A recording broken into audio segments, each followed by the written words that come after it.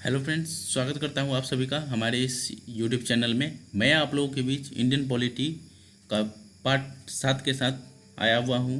इससे पहले पार्ट 6 तक वीडियो ऑलरेडी चैनल पे अपलोडेड है, उसे आप लोग देख लें और अपनी तैयारी को बूस्टअप कर लें। आज के इस वीडियो में हम लोग टॉपिक जो कवर करेंगे वो मेरा रहेगा directive principle of the state policy. राज्य के नीति निर्देशक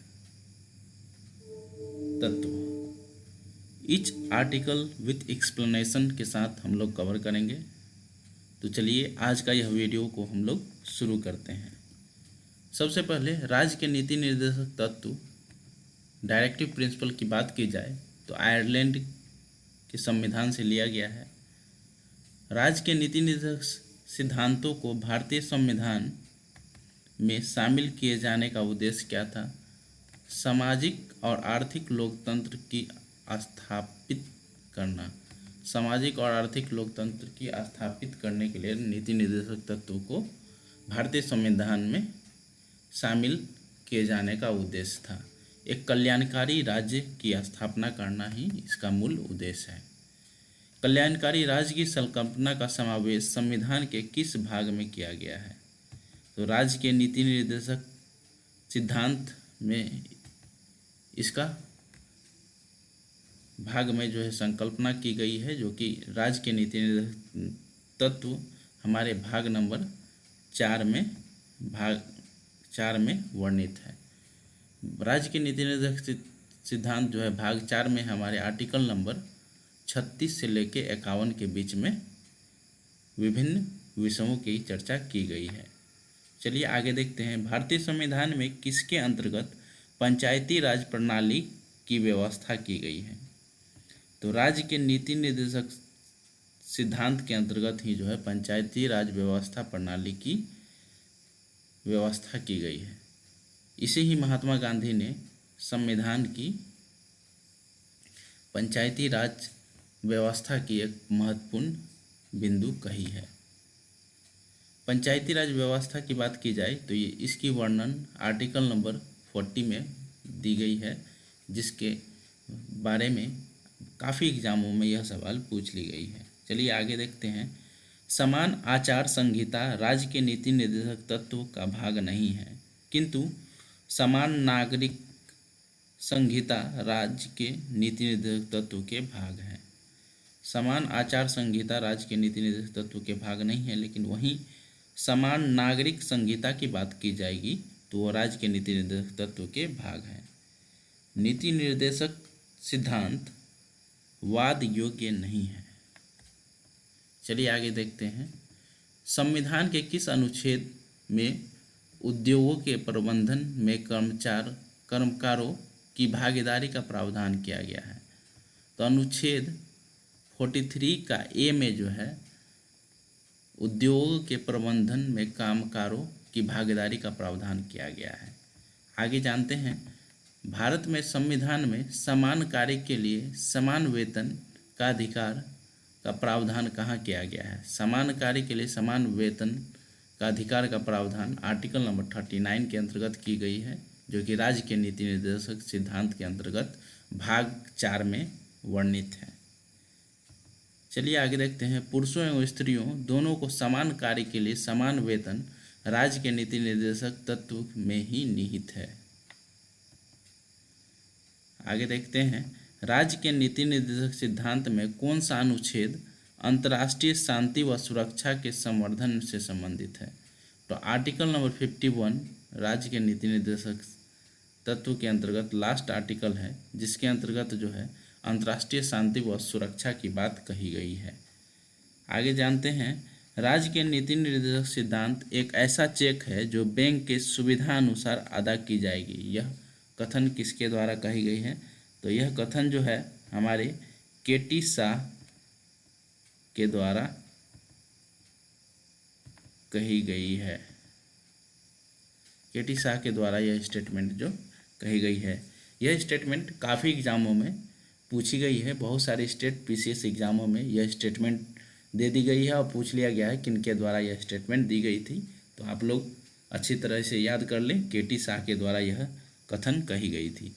चलिए आगे जानते हैं अब नीति निर्देशक तत्व के अंतर्गत जो है आर्टिकल नंबर 36 से लेके आर्टिकल नंबर 51 के अंतर्गत जितने भी नीति निर्देशक तत्व से जुड़े विषय आते हैं उसे हम लोग टॉपिक वाइज यहाँ से डिस्कस करते हैं। तो सबसे पहले हम लोग जानेंगे अनुच्छेद 36 के अंतर्गत क्या वर्णित है। तो अनुच्छेद 36 में नीति निर्देशक तत्व के संदर्भ में राज्य की परिभाषा के बारे में कही गई है। अनुच्छेद 37 की बात की जाए तो न्यायालय द्वारा परिवर्तनीय न होना आर्टिकल 37 में कही गई है। वहीं आर्टिकल 38 की बात की जाएगी तो लोक कल्याण की अभिवृद्धि के लिए सामाजिक व्यवस्था बनाना आर्टिकल नंबर 38 के अंतर्गत कही गई है। अनुच्छेद 38(2) की बात की जाएगी तो आय की असमानताओं को कम करने का प्रयास करना है। अनुच्छेद 39(a) की बात की जाए तो निःशुल्क विधिक सहायता उपलब्ध कराना जो है 39 का ए के अंतर्गत वर्णित है। वहीं 39 का ख में समुदाय के भौतिक संसाधनों का स्वामित्व व नियंत्रण इस प्रकार हो जिससे सामूहिक हितों की सर्वोत्तम रूप से प्राप्ति हो।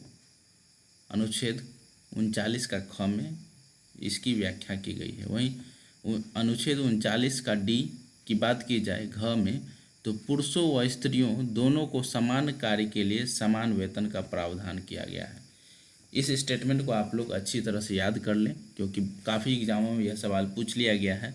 जो पुरुषों और स्त्रियों के लिए समान कार्य के लिए समान वेतन का प्रावधान किस आर्टिकल के अंतर्गत की गई है तो 39 का घ मतलब 39D घ में कही गई है।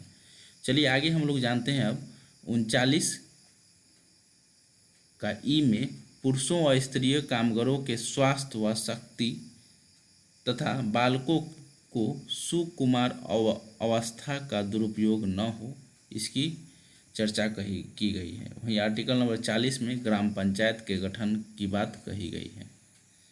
अनुच्छेद 41 कुछ दशाओं में काम शिक्षा व लोक सहायता पाने का अधिकार 41 के अंतर्गत कुछ दशाओं में काम शिक्षा लोक सहायता पाने का अधिकार का चर्चा किया गया है। अनुच्छेद 42 की बात की जाए तो काम की न्याय संगत और मानवोचित दशाओं तथा प्रसूतित सहायता की बात कही गई है। अनुच्छेद 43 की बात की जाए तो कामगारों के लिए निर्वाह मजदूरी आदि की चर्चा की गई है। मूल अधिकार कानूनी रूप से मान्य है जबकि नीति निर्देशक तत्व एक नैतिक और राजनीतिक रूप से भारतीय संविधान में रखे गए हैं। चलिए अब जानते हैं आर्टिकल नंबर 43 के ए के अंतर्गत तो उद्योगों के प्रबंधन में कामगारों का भाग लेना आर्टिकल नंबर 43 के ए के अंतर्गत कही गई है। वहीं आर्टिकल नंबर 43 का बी की बात की जाए तो सहकारी समितियों में स्वैच्छिक गठन स्वायत्ता संचालन लोकतांत्रिक नियंत्रण और व्यावसायिक प्रबंधन को बढ़ावा देना इस आर्टिकल के अंतर्गत इसकी चर्चा की गई है। अब जानते हैं हम लोग आर्टिकल नंबर 44। ये भी आर्टिकल नंबर 44 से रिलेटेड एग्जाम में सवाल पूछ लिए जाते हैं। सभी नागरिकों के लिए एक समान नागरिक संहिता की बात जो है आर्टिकल नंबर 44 के अंतर्गत कही गई है। अब हम लोग जानेंगे आर्टिकल नंबर 45। तो आर्टिकल नंबर 45 के अंतर्गत 6 वर्ष से कम आयु के बच्चों के लिए निःशुल्क व अनिवार्य शिक्षा का प्रावधान किया गया है। वहीं बात 6 वर्ष से 18 वर्ष की जाएगी तो 86वें संविधान संशोधन 2002 द्वारा जो है 6 से 14 वर्ष के बच्चों के लिए निःशुल्क व अनिवार्य शिक्षक की बात कही गई है जिसे उसके गार्जियंस और केयर टेकर मिलके प्रदान करवाएंगे जिसे आर्टिकल नंबर 21 का ए में रखा गया है। चलिए अब हम लोग जानते हैं अनुच्छेद 46 के बारे में। तो SC ST दुर्बल वर्गों को शैक्षिक और आर्थिक हितों का अभिवृद्धि के बारे में आर्टिकल नंबर 46 में बात कही गई है। वहीं आर्टिकल नंबर 47 की बात की जाएगी तो पोषोत्तर स्तर और जीवन स्तर तथा लोक स्वास्थ्य में सुधार और हानिकारक नशीले पदार्थों के उपभोग पर प्रतिबंध। हानिकारक नशीले पदार्थ के उपभोग पर प्रतिबंध की बात आर्टिकल नंबर 47 में कही गई है। अब हम लोग आर्टिकल नंबर 48 की बात करेंगे तो इसमें कृषि एवं पशुपालन में आधुनिक और वैज्ञानिक प्रणालियों का प्रयोग करने के बारे में बात कही गई है। इसके अंतर्गत गाय, बछड़ों और अन्य दुधारू पशुओं के वध पर प्रतिबंध तथा उसके नस्लों में सुधार की प्रयास की बात कही गई है, कृषि एवं पशुपालन। वहीं आर्टिकल नंबर 48 का ए की जब बात की जाएगी तो इसमें पर्यावरण का संरक्षण व संवर्धन और वन तथा वन्य जीवों की रक्षा की बात कही गई है।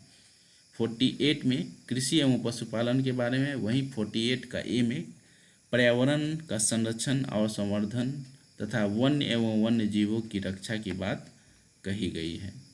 अब हम लोग जानेंगे आर्टिकल नंबर 49 के बारे में। तो राष्ट्रीय महत्व के कलात्मक एवं ऐतिहासिक अभिरुचि वाले स्मारकों तथा स्थानों एवं वस्तुओं का संरक्षण करना आर्टिकल नंबर 49 के अंतर्गत वर्णित है। मतलब राष्ट्रीय महत्व के स्मारक जितने भी हैं इनकी रक्षा करना एवं संरक्षण करना आर्टिकल नंबर 49 के अंतर्गत वर्णित है। आर्टिकल नंबर 50 की बात की जाएगी तो आर्टिकल नंबर 50 के अंतर्गत कार्यपालिका से न्यायपालिका पृथक्करण की बात कही गई है। आर्टिकल नंबर 50 के बारे में काफ़ी सवाल पूछे जाते हैं। जो कार्यपालिका से न्यायपालिका का पृथक्करण की बात नीति निर्देशक तत्व के किस आर्टिकल के अंतर्गत कही गई है, तो आर्टिकल नंबर 50 के अंतर्गत यह बात कही गई है, जिसमें कार्यपालिका से न्यायपालिका का पृथक्करण। आर्टिकल नंबर 51 की बात करें तो आर्टिकल नंबर 51 अंतर्राष्ट्रीय शांति व सुरक्षा की अभिवृद्धि करती है। आर्टिकल नंबर 51 के बारे में मैंने पहले ही बता दिया, इसमें अंतर्राष्ट्रीय शांति व सुरक्षा की अभिवृद्धि करती है। तो राज्य के नीति निर्देशक तत्व के बारे में कुछ एडिशनल जानकारी के बारे में आप लोग जान लें। राज्य के नीति निर्देशक तत्व जो है आयरलैंड के संविधान से लिए गए हैं। वहीं केशवानंद भारती विवाद की जब बात की जाएगी तो इसके अंतर्गत केशवानंद भारती विवाद में जो है मौलिक अधिकार को जो है सर्वोच्चता दी गई थी नीति निर्देशक तत्व के अपेक्षा में। वहीं मनरवा मिल्स वाद जब होता है विवाद तो इसके अंतर्गत जो है नीति निर्देशक तत्व को मौलिक अधिकार से सर्वोच्च रखा गया है।